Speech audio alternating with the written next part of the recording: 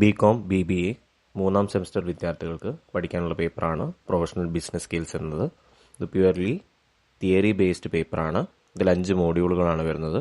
ഒന്നാമത്തെ മോഡ്യൂൾ പ്രൊഫഷണലിസവുമായി ബന്ധപ്പെട്ടതും, രണ്ടാമത്തെ module learning, മൂന്നാമത്തെ മോഡ്യൂൾ ബിസിനസ് ഡാറ്റ അനാലിസിസ്, നാലാമത്തെ module socio cyber informatics and അഞ്ചാമത്തെ മോഡ്യൂൾ ഡിജിറ്റൽ മാർക്കറ്റിംഗ്. ഇതിൽ ഫസ്റ്റ് മോഡ്യൂളിനെ കുറിച്ചിട്ടാണ് തുടക്കത്തിലുള്ള ലെസണുകളിൽ നമ്മൾ ഡിസ്കസ് ചെയ്യുന്നത്. ഫസ്റ്റ് ചാപ്റ്റർ വരുന്നത് പ്രൊഫഷണലിസം ആണ്. അപ്പോൾ പ്രൊഫഷൻ എന്നുള്ള വാക്ക് എല്ലാവർക്കും സുപരിചിതമായിരിക്കും, എല്ലാവർക്കും അറിയുന്ന വാക്കായിരിക്കും. പ്രൊഫഷൻ എന്നുള്ളതിനെ കൊണ്ട് ഉദ്ദേശിക്കുന്നത് തൊഴിൽ അല്ലെങ്കിൽ ജോലി എന്നൊക്കെയാണ്. അപ്പോൾ ഡോക്ടർ എന്നറിയുന്ന ഒരു പ്രൊഫഷനാണ്, എഞ്ചിനീയർ എന്നറിയുന്ന വേറൊരു പ്രൊഫഷനാണ്. അപ്പോൾ അതൊക്കെ നമുക്ക് അറിയുന്ന കാര്യങ്ങളാണ്. ഇനി പ്രൊഫഷണലിസം എന്നുള്ള വേർഡ് എന്താണെന്നുള്ളത് അതിൻ്റെ മീനിങ് നമുക്ക് നോക്കാം. Professionalism means possessing the qualities of A professional. ഒരു പ്രൊഫഷണലിന് ആവശ്യമായിട്ടുള്ള ക്വാളിറ്റീസ് ഉണ്ടാവുക എന്നതാണ് പ്രൊഫഷണലിസം എന്നുള്ള ടേം കൊണ്ട് ഉദ്ദേശിക്കുന്നത്. വേറൊരു രീതിയിൽ പറയുകയാണെങ്കിൽ professionalism is the way an individual conduct himself at work to represent both himself and his company in a positive വേ.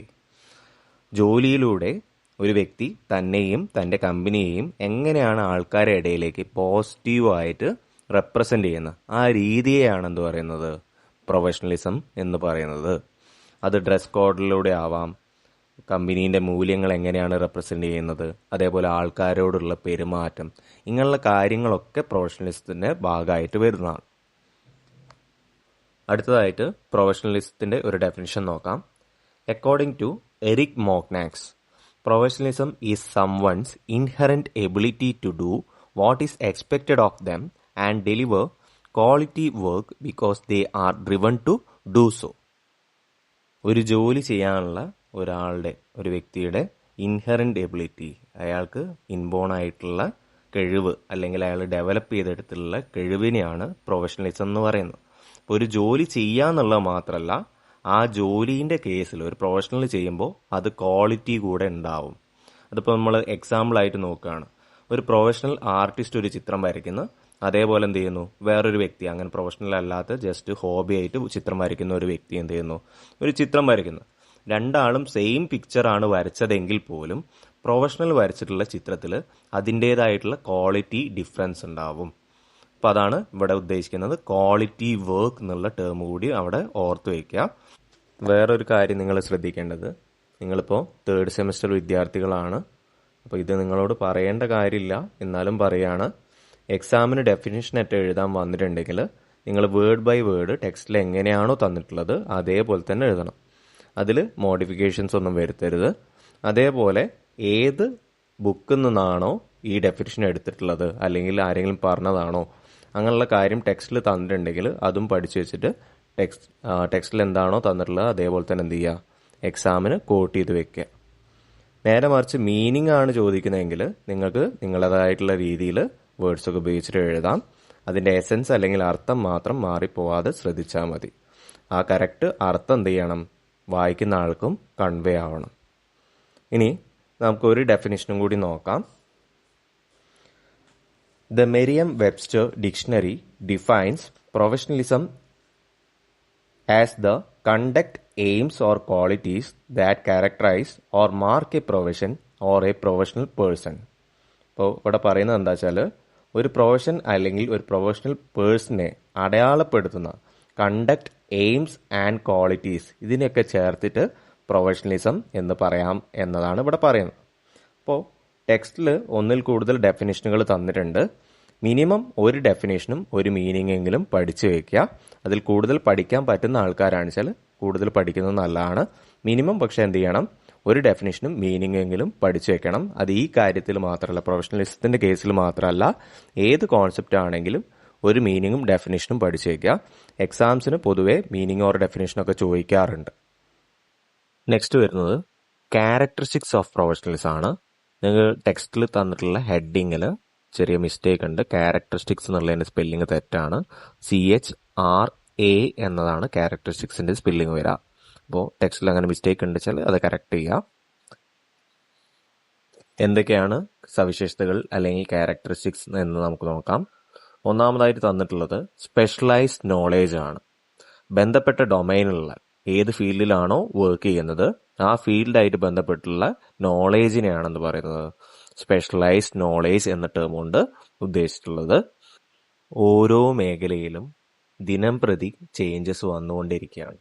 ഇപ്പോൾ ടെക്നോളജി ആണെങ്കിൽ ഡെവലപ്പ് ചെയ്തുകൊണ്ടിരിക്കുകയാണ്, അതേപോലെ പുതിയ ഇൻവെൻഷൻസ് ഒക്കെ നടന്നുകൊണ്ടേയിരിക്കുകയാണ്. അപ്പോൾ ഓരോ പ്രൊഫഷണലും ഏത് ഫീൽഡിലാണോ വർക്ക് ചെയ്യുന്നത് ആ ഫീൽഡിൽ അപ് ടു ഡേറ്റ് ആയിട്ടിരിക്കണം. ഇപ്പോൾ എക്സാമ്പിൾ പറയുകയാണെന്ന് വെച്ചാൽ ഡോക്ടേഴ്സിൻ്റെ കേസ് നമുക്ക് നോക്കാം. മെഡിക്കൽ ഫീൽഡിൽ ദിനം പ്രതി പുതിയ പുതിയ ഓരോ കണ്ടുപിടുത്തങ്ങൾ ഉണ്ടായിക്കൊണ്ടേയിരിക്കുകയാണ്. പുതിയ ചികിത്സാ രീതികൾ വരുന്നുണ്ട്, പുതിയ മെഡിസിൻസ് ഇറങ്ങുന്നുണ്ട്. അപ്പോൾ ഒരു ഡോക്ടർ 10 വർഷം മുന്നേ പഠിച്ചിറങ്ങിയ ഒരു ഡോക്ടറാണ്. ആ വ്യക്തി എന്ത് ചെയ്യുന്നില്ല, അപ്ഡേറ്റ് ചെയ്യുന്നേ ഇല്ല എങ്കിൽ അയാൾക്ക് ഒരിക്കലും അയാളുടെ പ്രൊഫഷനിൽ തുടർന്ന് പോകാൻ കഴിയുകയില്ല. അതേപോലെ ഓരോ മേഖലകളിലും ചേഞ്ചസ് വരുന്നുണ്ട്. ആ ചേഞ്ചസിനനുസരിച്ച് ആ മേഖലകളിലുള്ള പ്രൊഫഷണൽസ് എന്ത് ചെയ്യണം, അഡാപ്റ്റ് ചെയ്തുകൊണ്ടേയിരിക്കണം. അല്ലെങ്കിൽ ആ ഫീൽഡിൽ നിലനിൽക്കുക അല്ലെങ്കിൽ ഒരു പ്രൊഫഷണലായിട്ട് തുടരാൻ അവർക്ക് സാധിക്കില്ല. സ്വാഭാവികമായിട്ടും അവരെന്തായിപ്പോവും, ആ ഫീൽഡിൽ നിന്ന് എക്സ്പെൽ ആയിപ്പോവും. രണ്ടാമത് പ്രൊഫഷണലിസ്റ്റിൻ്റെ ഒരു ക്യാരക്ടറിസ്റ്റിക് ആയിട്ട് വരുന്നത് കമ്പീറ്റൻസിയാണ്. ഒരു വ്യക്തിക്ക് അയാളെ തൊഴിൽപരമായിട്ടുള്ള കാര്യങ്ങൾ ചെയ്യാനുള്ള പ്രാപ്തിയെയാണ് ഇവിടെ കമ്പിറ്റൻസി എന്ന ടേം കൊണ്ട് ഡിനോട്ട് ചെയ്യുന്നത്.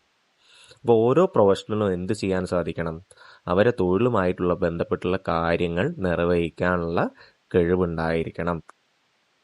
എന്തെങ്കിലും ഒരു പ്രോബ്ലം ഫേസ് ചെയ്യേണ്ടി വരുമ്പോൾ ആ പ്രോബ്ലത്തിൽ നിന്ന് എന്തെങ്കിലും ലെയിം എക്സ്ക്യൂസുകൾ പറഞ്ഞ് ഒളിച്ചോടാൻ ശ്രമിക്കുന്ന ആൾക്കാരല്ല യഥാർത്ഥ പ്രൊഫഷണൽസ്.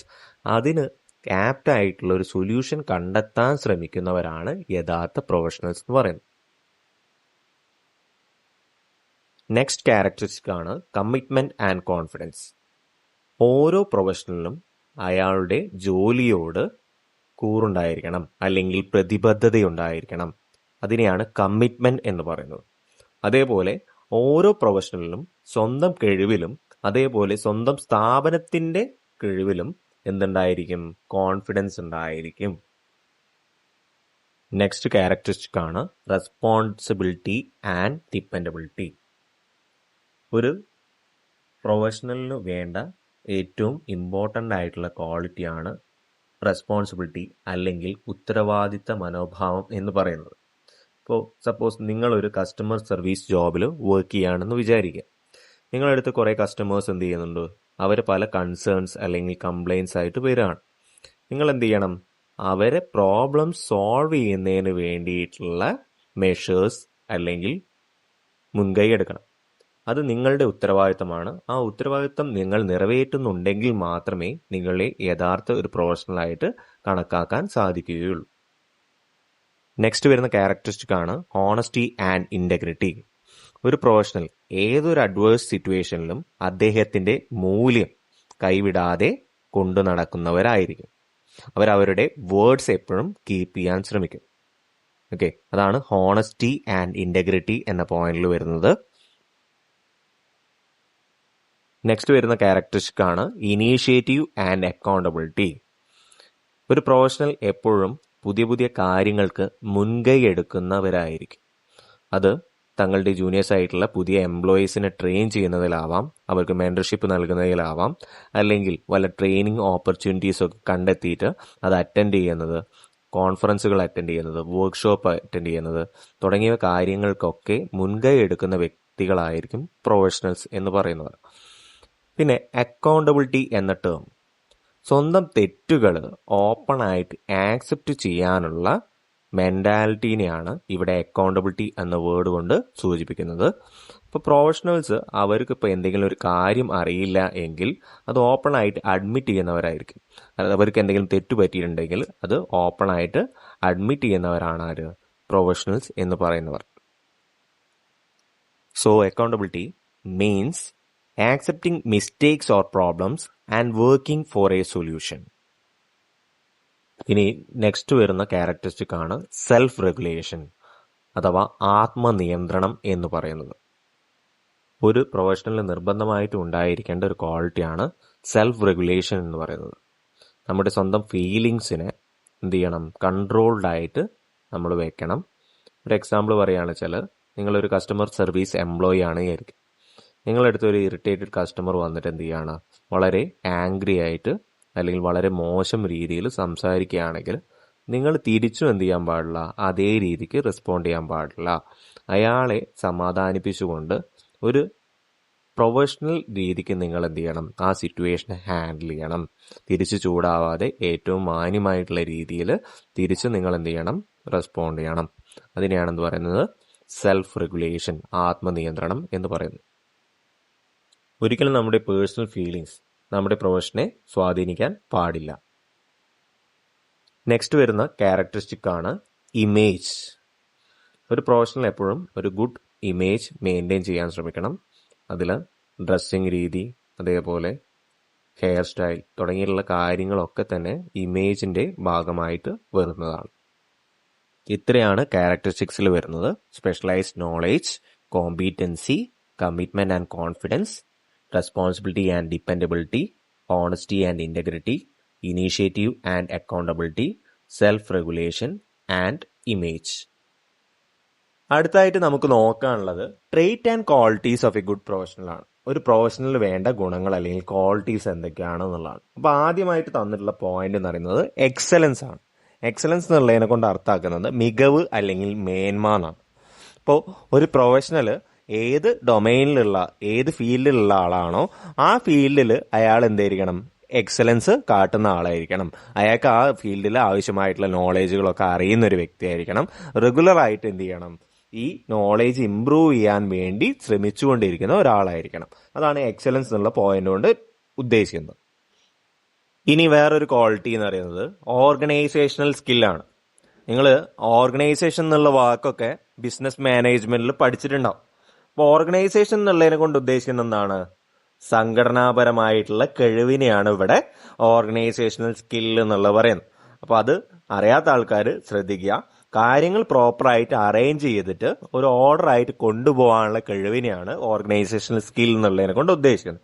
ഇപ്പോൾ ഒരു പ്രൊഫഷണലിന്റെ കേസ് എടുത്ത് നോക്കുകയാണെന്ന് വെച്ചാൽ, അയാളുടെ വർക്ക് ഏരിയ ആണ്, അയാൾ വർക്ക് ചെയ്യുന്ന ഒരു ഏരിയ നീറ്റ് ആൻഡ് ക്ലീൻ ആയിട്ട് അയാൾ എന്ത് ചെയ്തിട്ടുണ്ടാവും, അറേഞ്ച് ചെയ്തിട്ടുണ്ടാവും. ഫയൽസുകളായെന്ന് വെച്ചാൽ പ്രോപ്പറായിട്ട് ഓർഡറിലായിട്ട് എന്ത് ചെയ്തിട്ടുണ്ടാവും, അറേഞ്ച് ചെയ്ത് വെച്ചിട്ടുണ്ടാവും. അങ്ങനെയുള്ള എല്ലാ കാര്യങ്ങളിലും ഒരു ഓർഡർ കീപ്പ് ചെയ്യുന്നതിനെയാണെന്ന് പറയുന്നത് ഓർഗനൈസേഷൻ സ്കിൽ എന്നുള്ളതിനെ കൊണ്ട് ഇവിടെ ഉദ്ദേശിക്കുന്നത്.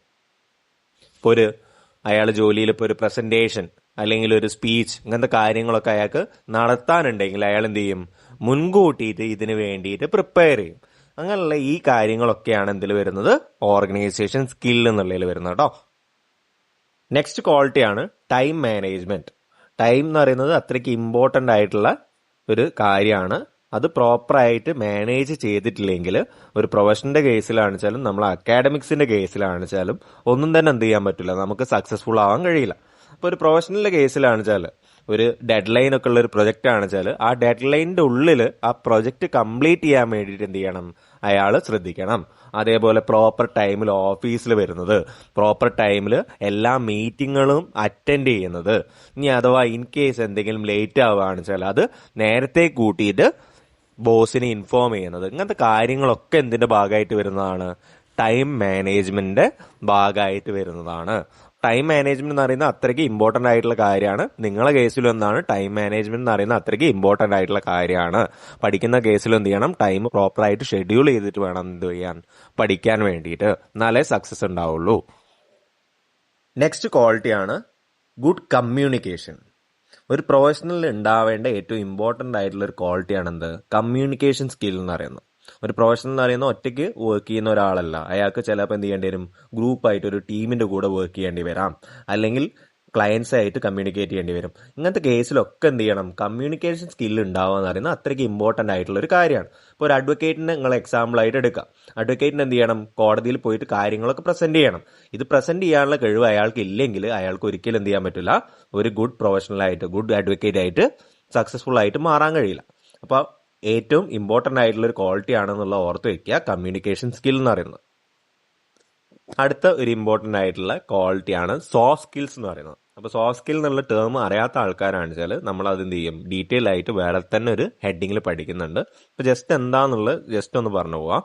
സോഫ്റ്റ് സ്കിൽ എന്ന് പറയുന്നത് നോൺ ടെക്നിക്കൽ സ്കിൽസ് ആണ്.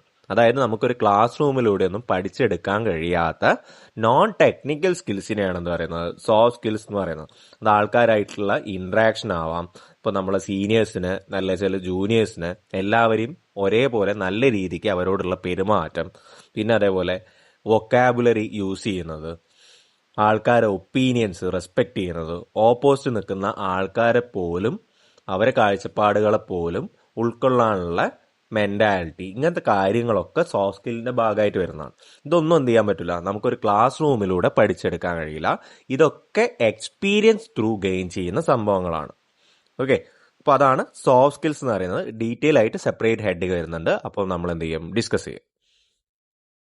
നെക്സ്റ്റ് ക്വാളിറ്റിയാണ് പോസിറ്റീവ് ആറ്റിറ്റ്യൂഡ് അല്ലെങ്കിൽ ഒപ്റ്റിമിസ്റ്റിക് ആറ്റിറ്റ്യൂഡ്. ഏത് നെഗറ്റീവ് സർക്കംസ്റ്റൻസിൽ പോലും, ഏത് അഡ്വേഴ്സ് സിറ്റുവേഷനിൽ പോലും പോസിറ്റീവ് മെന്റാലിറ്റി കീപ്പ് ചെയ്യുന്ന ആൾക്കാരായിരിക്കും ഒരു യഥാർത്ഥ പ്രൊഫഷണൽ എന്ന് പറയുന്നത്.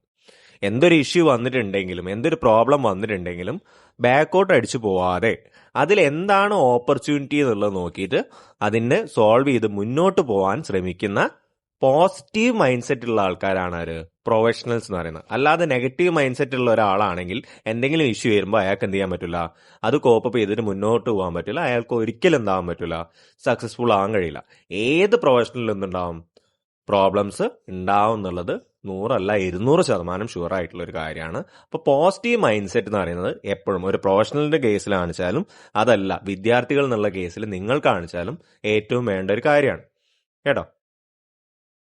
നെക്സ്റ്റ് ക്വാളിറ്റിയാണ് ഫോക്കസ് ആൻഡ് ഹാർഡ് വർക്ക് എന്ന് പറയുന്നത്. ഒരു പ്രൊഫഷണലിനെ മറ്റുള്ളവരിൽ നിന്ന് വ്യത്യസ്തമാക്കുന്നതിൽ ഏറ്റവും ഇമ്പോർട്ടൻ്റ് ആയിട്ടുള്ള ഒരു ഫാക്ടറാണ് ഇത്, അല്ലെങ്കിൽ ഒരു ക്വാളിറ്റിയാണ് ഫോക്കസ് ആൻഡ് ഹാർഡ് വർക്ക് എന്ന് പറയുന്നത്. അപ്പോൾ നോക്കാം, നീരജ് ചോപ്ര ഒരു പ്രൊഫഷണൽ അത്ലറ്റ് ആണ്. അദ്ദേഹത്തിന് ഒളിമ്പിക്സിൽ ഇപ്പോൾ സിൽവർ മെഡൽ കിട്ടി.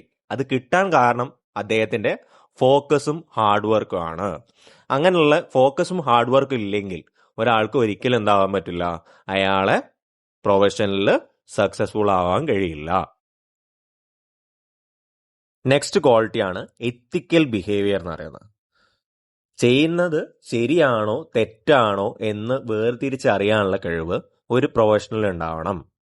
ചിലപ്പോൾ നമ്മൾ വർക്ക് ചെയ്യുന്ന ഫീൽഡിൽ റിട്ടൺ കോഡ് ഓഫ് എത്തിക്സ് ഒന്നും ഉണ്ടാവണമെന്നില്ല, പക്ഷേ എത്തിക്കലായിട്ടുള്ള ബിഹേവിയർ എന്താണ്, ശരിയായിട്ടുള്ളത് എന്താണ് എന്നുള്ളത് തിരിച്ചറിയാനുള്ള കഴിവ് ഒരു പ്രൊഫഷണൽ ഉണ്ടാവണം. നെക്സ്റ്റ് ക്വാളിറ്റി എന്ന് പറയുന്നത് കണ്ടിന്യൂസ് ലേണിംഗ് ആണ്. അത് ഓൾറെഡി നമ്മൾ ഫസ്റ്റ് പോയിന്റ് ആയിട്ടുള്ള എക്സലൻസിൽ ഡിസ്കസ് ചെയ്തതാണ്. ഒരു പ്രൊഫഷണൽ എന്ന് പറയുന്നത് സ്വന്തം ഡൊമൈനിനെ കുറിച്ചിട്ട്, സ്വന്തം ഫീൽഡിനെ കുറിച്ചിട്ട് പഠിച്ചുകൊണ്ടേയിരിക്കുന്ന ഒരു വ്യക്തിയാണ്. ആ പഠനത്തിന് എന്തില്ല, ഒരു സ്റ്റോപ്പില്ല. അയാൾ റെഗുലർ ആയിട്ട് കാര്യങ്ങൾ അപ്ഡേറ്റ് ചെയ്തുകൊണ്ടേയിരിക്കുന്ന ഒരു വ്യക്തിയായിരിക്കും. അടുത്ത പോയിന്റ് ആണ് സീക്സ് അഡ്വൈസ്. ഇപ്പോൾ ഒരു പ്രൊഫഷണൽ അയാൾക്ക് അറിയാത്തൊരു ഫീൽഡാണ് അല്ലെങ്കിൽ ഒരു ഏരിയ ആണെങ്കിൽ അത് ആ മേഖലയിലുള്ള എക്സ്പേർട്സിൻ്റെ അടുത്ത് നിന്ന് അഡ്വൈസ് വാങ്ങിയതിന് ശേഷം മാത്രമേ എന്ത് ചെയ്യുള്ളൂ, ആ കാര്യത്തിന് ഇറങ്ങിത്തിരിക്കുള്ളൂ. അപ്പോൾ അഡ്വൈസുകൾ സ്വീകരിക്കുന്നതിൽ ഒരു വിമുഖത കാട്ടാത്ത, അല്ലച്ചാൽ ഒരു നാണക്കേടോ കുറവോ വിചാരിക്കാത്ത ആൾക്കാരാണ് ആര്, പ്രൊഫഷണൽസ് എന്ന് പറയുന്നത്. നെക്സ്റ്റ് ക്വാളിറ്റിയാണ് അഡ്വാൻസിങ് ഇൻ പ്രൊഫഷൻ. നമ്മൾ ഏതെങ്കിലും ഒരു പ്രൊഫഷനിൽ കയറി അല്ലെങ്കിൽ ഒരു പ്രൊഫഷനിന്റെ ഭാഗമായിട്ട് തുടരുകയാണ്, അതിൽ അങ്ങനെ തന്നെ അതേ ഇതിൽ തന്നെ തുടരുക, അതേ സ്കെയിലിൽ തന്നെ തുടരുക എന്നുള്ളതല്ല നമ്മുടെ ലക്ഷ്യമായിട്ട് ഉണ്ടാവേണ്ടത്. നമ്മൾ എന്ത് ചെയ്യണം, ആ പ്രൊഫഷനിൽ എങ്ങനെ അഡ്വാൻസ് ചെയ്യാൻ പറ്റും, കൂടുതൽ ആൾക്കാരിലേക്ക് നമ്മുടെ സർവീസ് എങ്ങനെ എത്തിക്കാൻ കഴിയും എന്നുള്ള ഒരു ചിന്തയോട് കൂടിയിട്ടാണ് മുന്നോട്ട് പോകേണ്ടത്. അതാണ് അടുത്ത ക്വാളിറ്റി ആയിട്ട് വരുന്നത്. സ്വന്തം സ്കിൽസ്, എക്സ്പെർട്ടൈസ് തുടങ്ങിയിട്ടുള്ള കാര്യങ്ങളൊക്കെ ഡെവലപ്പ് ചെയ്യാൻ വേണ്ടിയിട്ട് ഒരു പ്രൊഫഷണൽ കണ്ടിന്യൂസ് ആയിട്ട് ശ്രമിച്ചുകൊണ്ടേയിരിക്കണം. ഇനി നെക്സ്റ്റ് വരുന്ന പോയിന്റ് ആണ് ടീച്ചേഴ്സ് ന്യൂ ജനറേഷൻ. ഒരു പ്രൊഫഷണൽ എപ്പോഴും തൻ്റെ അടുത്ത തലമുറയിലേക്ക് സ്വയം പഠിച്ചിട്ടുള്ള കാര്യങ്ങൾ, എക്സ്പീരിയൻസ് ത്രൂ ഗെയിൻ ചെയ്തിട്ടുള്ള കാര്യങ്ങളൊക്കെ കൈമാറാൻ ശ്രമിക്കുന്ന ആൾക്കാരായിരിക്കും. ഒരു നല്ലൊരു സീനിയർ ഡോക്ടർ ആണെച്ചാൽ അയാളെ കീഴിൽ വരുന്ന ജൂനിയർ ഡോക്ടേഴ്സിലേക്ക് അയാൾ എക്സ്പീരിയൻസ് ത്രൂ, വർഷങ്ങളായിട്ടുള്ള എക്സ്പീരിയൻസ് ത്രൂ ഗെയിൻ ചെയ്തിട്ടുള്ള നോളേജ് കൈമാറാൻ ശ്രമിക്കുന്ന ഒരു വ്യക്തിയായിരിക്കും. നെക്സ്റ്റ് വരുന്ന ക്വാളിറ്റിയാണ് അപ്പിയറൻസ് എന്ന് പറയുന്നത്. ഒരു പ്രൊഫഷണൽ എപ്പോഴും വെൽ ഡ്രസ്ഡ് ആയിരിക്കും. ഒക്കേഷൻ അനുസരിച്ചിട്ടുള്ള ഡ്രസ്സുകൾ വെയർ ചെയ്യാൻ എപ്പോഴും ഒരു പ്രൊഫഷണൽ എന്ത് ചെയ്യും, ശ്രദ്ധിക്കും. നെക്സ്റ്റ് ക്വാളിറ്റിയാണ് ഡിമീനർ എന്ന് പറയുന്നത്. ഒരു പ്രൊഫഷണലിന്റെ ബിഹേവിയർ പാറ്റേൺ ആണ് ഇവിടെ ഡിമീനർ എന്നുള്ളതിനെ കൊണ്ട് ഉദ്ദേശിക്കുന്നത്. അപ്പോൾ നമ്മുടെ പെരുമാറ്റം എപ്പോഴും കോൺഫിഡൻസ് റിഫ്ലക്റ്റ് ചെയ്യുന്ന രീതിക്കുള്ളതായിരിക്കണം. ആൾക്കാരോടുള്ള പെരുമാറ്റം എന്ന് പറയുന്നത് പൊളൈറ്റ് ആയിട്ടുള്ള രീതിക്കും, അതേപോലെ ഇൻട്രാക്ഷൻ എപ്പോഴും വെൽ സ്പോക്കൺ ആണ്, അല്ലെങ്കിൽ ആൾക്കാരോടുള്ള കമ്മ്യൂണിക്കേഷൻ ക്ലിയർ ആണ് എന്നുള്ള കാര്യങ്ങളൊക്കെ നമ്മൾ എന്ത് ചെയ്യണം, ഉറപ്പ് വരുത്തണം. അപ്പൊ ഇത്രയും ക്വാളിറ്റീസ് ആണ് ഒരു പ്രൊഫഷണലിന് വേണ്ടത് എന്നുള്ളതാണ് ഇവിടെ നൽകിയിട്ടുള്ളത്. അപ്പോൾ ഈ വീഡിയോയിൽ നമ്മൾ കവർ ചെയ്തിട്ടുള്ളത് പ്രൊഫഷണലിസം, അതിന്റെ meaning, definition, characteristics of professionalism, അതേപോലെ qualities of a good professional. ഇനി ഈ ചാപ്റ്ററിലുള്ള ബാക്കിയുള്ള കാര്യങ്ങൾ നമുക്ക് നെക്സ്റ്റ് വീഡിയോ ലെസൺസിൽ ഡിസ്കസ് ചെയ്യാം.